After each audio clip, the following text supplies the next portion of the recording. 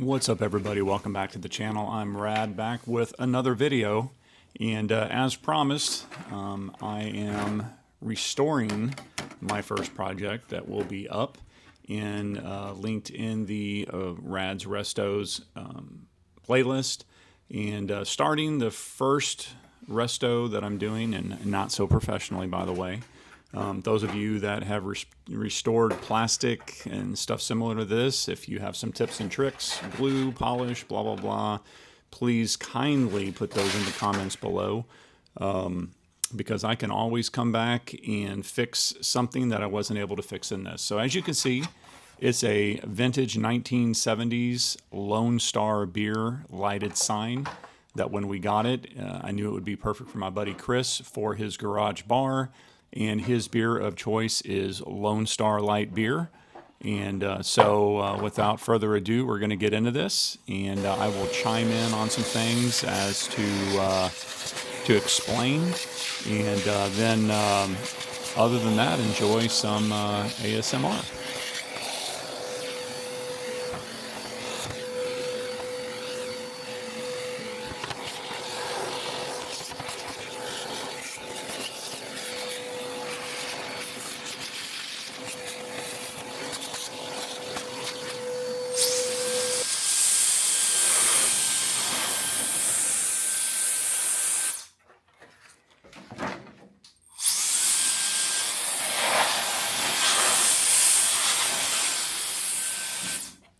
Now, as you can see here, instead of trying to replace the original electricity, as I mentioned in my last video, this is when I plugged it in. It lit up like a Christmas tree, melted the prongs into a power strip. So I decided to order this LED light strip from Amazon, and I'm going to secure it with Velcro strips. And then on another YouTube video, I saw that plastic polish and cleaner was recommended by somebody who does clean some beer signs, and that this Birkeland acrylic cement is the perfect way to glue plastics together. So I start by just trying to unscrew the original screws to take the electrical outlets out, and then some of them are riveted in there, so I had to drill those out.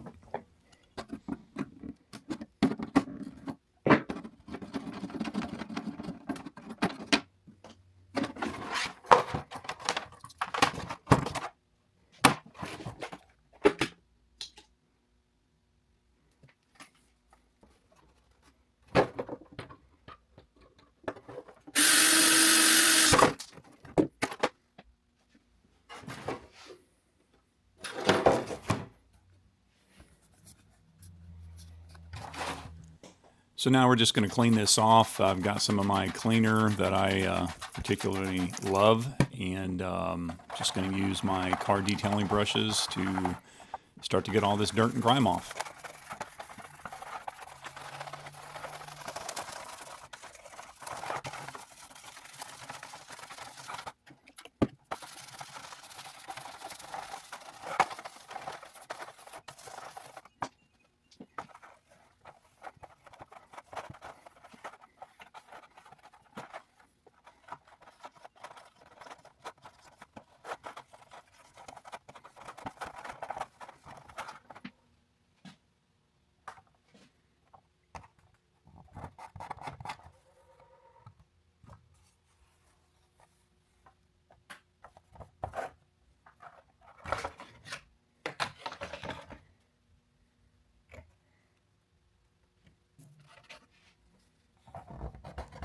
And as you can see here, there is just tons of paint splatter that has been on this. So I'm going to first try this fine scratch polish to see if it works, as I've never tried it before. And then it does work to some extent. And then I use some Gooby Gone wipes that I had in order to take off the majority of the white paint spots. Not all of it came off, but a lot of it did come off.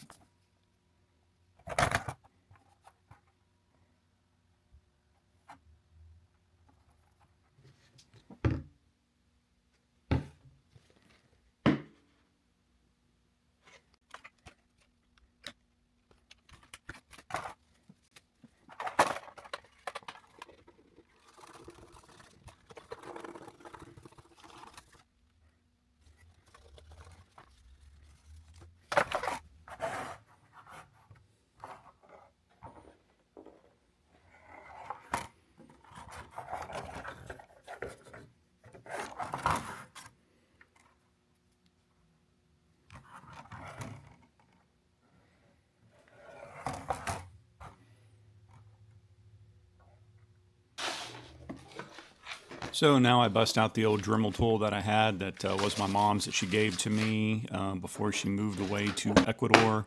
Ordered in these new polishing pads to help try to buff out this plastic a little bit more to get it shinier than what it was.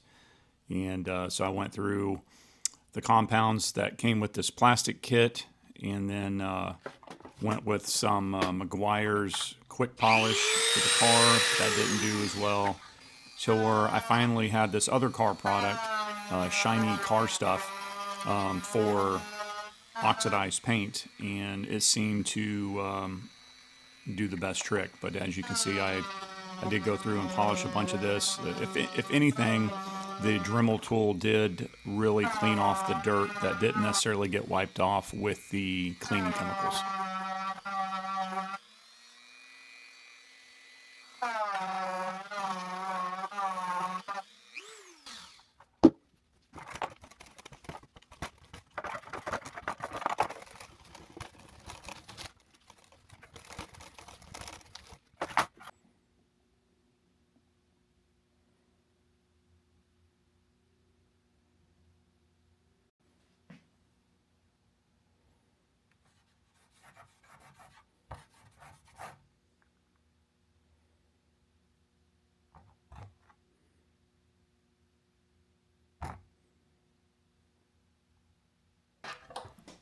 So as I mentioned before, that acrylic cement is not a glue. I actually spilled some on my finger, and it feels like acetone or rubbing alcohol. But this particular thing is supposed to take acrylic plastics and cause a chemical reaction to almost essentially melt them and bond them. I thought maybe I can use this small piece of acrylic plastic, make a cutout, and get it in there, grinded it out, and then use the acrylic glue to glue it in. And that was a major fail. Did not work. So, since that's going to be on the wall, you wouldn't see it anyway. I decided to not put it in there. But the acrylic glue worked wonderfully. And by creating a bond between those two bits of plastic, as you can see here, it worked perfect, caused the two plastics to, I guess, melt and kind of fuse together. But in this process, I did notice that this glue or cement caused, as you can see right there, the black dripping. It ate the paint off. Now, I was going to use this glue on the outside blue thin plastic covering that said Lone Star.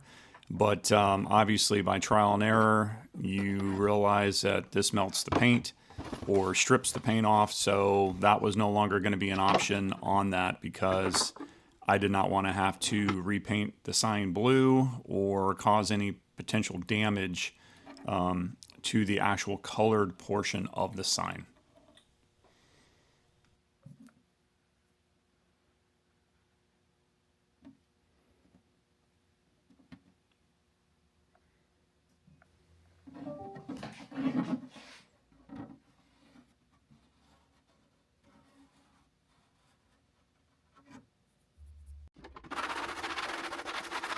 And I'm just scuffing it up a little bit with a sanding block inside and out to take off any gloss, since I'm going to repaint this white on the inside and black on the outside. And as you'll see, the results are beautiful.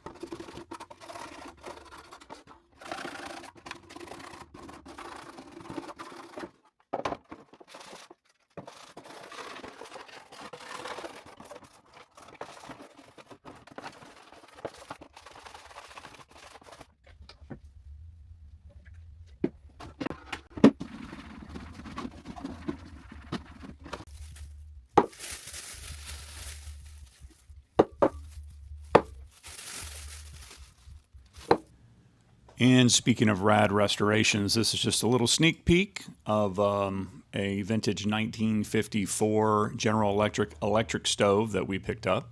Our house was built in 1950, and there is a 40-inch space for the stove, and that will be on a future video. Stay tuned.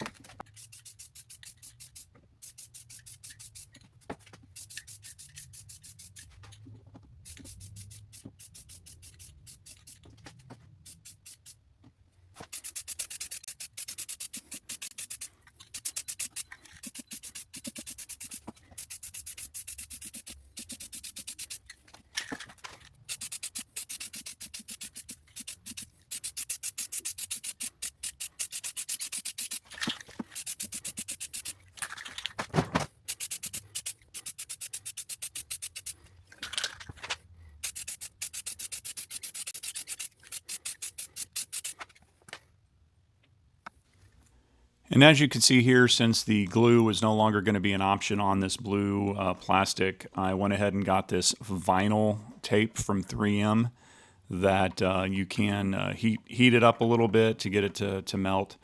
It was just kind of my best option. Like I said, if you know of a glue that would have worked better and not affected the plastic, then drop a comment below, because I can always go back and take it and fix this part. But for now, I went around all the cracks that were on here and sealed it up with this tape, hit it with a little heat gun. I did curl some edges just a tad, but that is on the side, so you don't really see it. But I just wanted to make sure that this didn't continue to chip off and break away.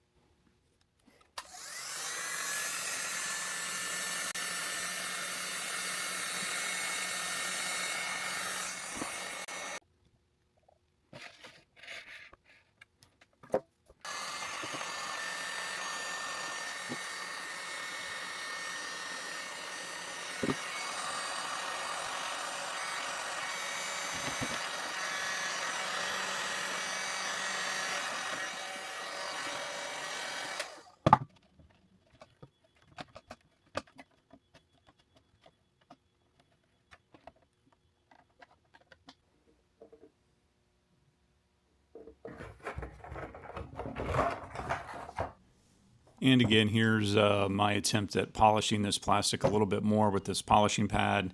Again, the first one didn't work, McGuire's, and then finally this shiny car stuff did the trick.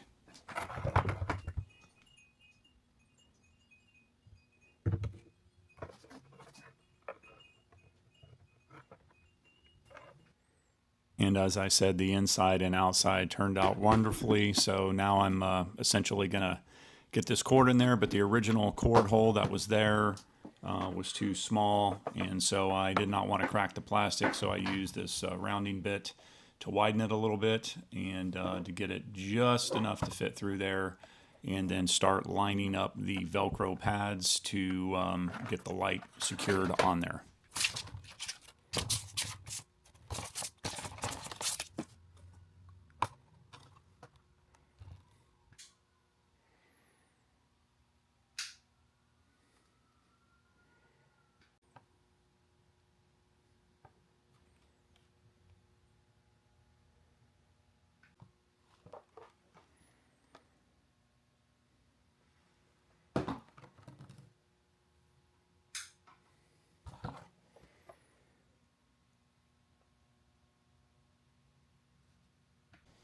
Now here's where it gets interesting. There were these little clips go that you put screws in, and so I have this outer liner that kept getting out of whack when I was trying to put it on. So I decided to put little bits of Velcro on these three corners to hold it in place before I ended up putting the other little brackets on for the screws.